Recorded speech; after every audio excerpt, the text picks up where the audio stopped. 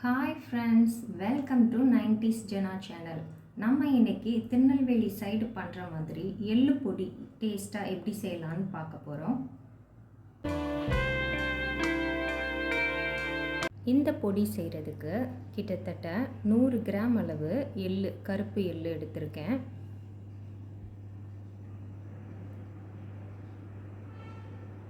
பாருங்கள், இது எங்கள் அப்பா வீட்டில் தோட்டத்தில் விளைஞ்ச எள்ளு.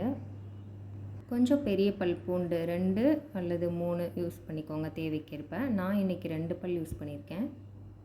ஒரு வத்தல், இந்த அளவு ஒரு புளி, ஒரு ஃபுல் சைஸ் புளி.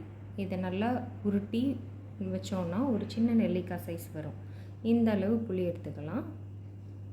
ஒரு 2-3 கொத்து கருவேப்பிலை எடுத்து வச்சுக்கலாம்.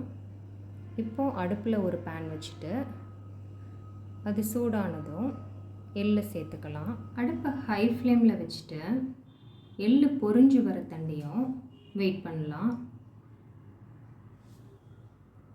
எள்ளு அப்படி வெடித்து பொரிஞ்சு வரும். அது உங்களுக்கு பார்க்கும்போதே தெரியும், சத்தம் கேட்கும் எள்ளு வெடிக்கிறது.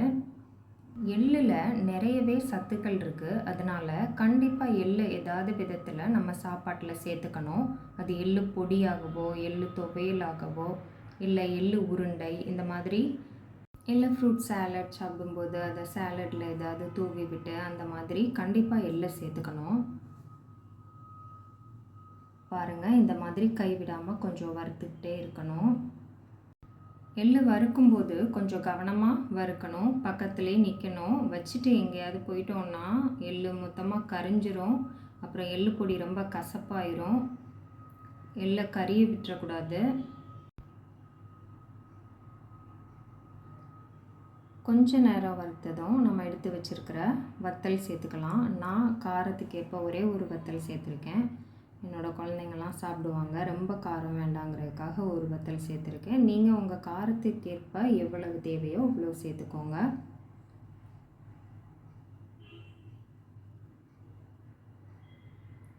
வத்தல் சேர்த்துட்டு நல்லா வறுத்துட்டே இருக்கணும். இப்போ நாம் எடுத்து வச்சுருக்கிற கருவேப்பிலையும் சேர்த்துக்கலாம். கருவேப்பிலும் இந்த சூட்டோட நல்லா பொரிஞ்சு வந்துடும்.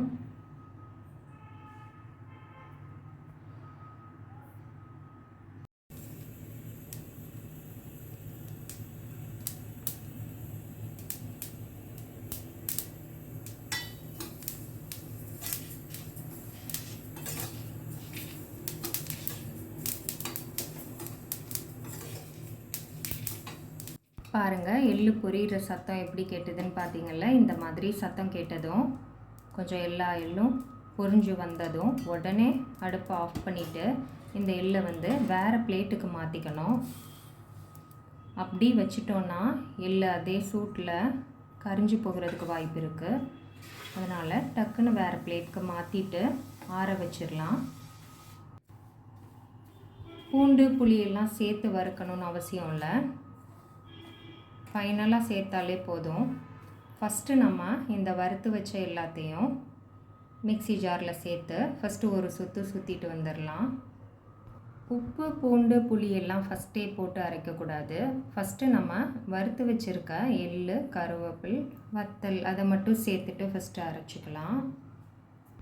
பாருங்கள், மிக்சியில் ஒரு சுற்றி எடுத்துகிட்டு வந்தாச்சு.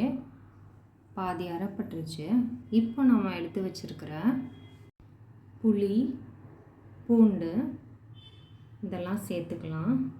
சேர்த்துட்டு உப்பு 1 டீஸ்பூன் அளவு சேர்த்துட்டு திரும்ப அரைச்சி எடுத்துகிட்டு வந்துடலாம். உப்பு நீங்கள் எவ்வளோ எள்ளு சேர்த்துருக்கீங்களோ அதுக்கேற்ப தேவைக்கேற்ப போட்டுக்கோங்க. பாருங்கள், எள்ளு பொடி சூப்பராக ரெடி ஆயிடுச்சு. உப்பு செக் பண்ணிக்கோங்க. உப்பு தேவை அப்படின்னா திரும்ப கொஞ்சம் போட்டு அரைச்சிக்கோங்க. ஃபஸ்ட்டே நிறைய போட்டுறாதீங்க. இந்த லைஃப் தான் நல்ல சுவைத்து சாப்பிட நமக்கு கிடச்சிருக்கு. ஆனால் உணவே மருந்துங்கிறத மறந்துடக்கூடாது. ஸோ சுவையான மற்றும் ஆரோக்கியமான உணவுகளை சுவைத்து மகிழுங்கள். என்னோடய சேனல் பிடிச்சிருக்குன்னா லைக் பண்ணுங்கள், கமெண்ட் பண்ணுங்கள், சப்ஸ்கிரைப் பண்ணுங்கள், ஷேர் பண்ணுங்கள். தேங்க்ஸ் ஃபார் வாட்சிங்.